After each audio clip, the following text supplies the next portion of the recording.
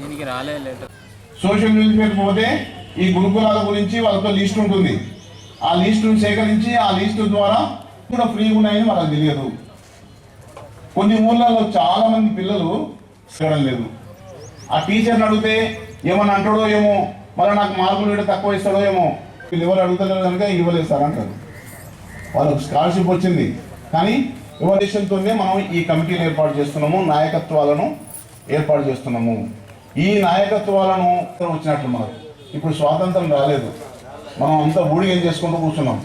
మన వాళ్ళందరూ అలాంటి జీవనం నుంచి మనం చదువు వైపు ఉండాలి. విద్య నేర్చుకున్న మా పిల్లగాడు చదువుకున్నాడు ఉద్యోగం దొరకలేదు అని బాధపడాల్సిన అవసరం లేదు. చేస్తే ఒక మంచి బిజినెస్ మ్యాగ్నెట్ అవుతాడు, ఏదైనా ఒక బిజినెస్ నడిపించగలుగుతాడు. కనుక ఇవన్నీ సాల్వ్ చేయడానికే మనము ఈ సంఘాలను ఏర్పాటు చేసి ఇక్కడ ఏమన్నా ఖర్చు అవుతుందంటే ఖర్చు కనుక అలాంటి నాయకత్వం ముందుకు రావాలి. 4 కాళ్లను సరైన విధంగా మనం తయారు చేయాలి. ఏదో సొప్పలతో అదో పెడితేనంటే అది కూర్చోబట్టి 4 రోజులకి ఇరిగిపోతుంది.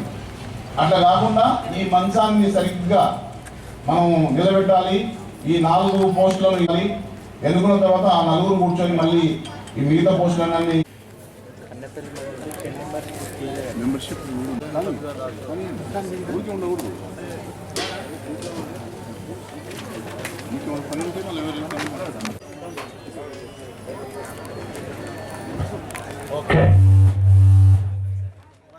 Hello hello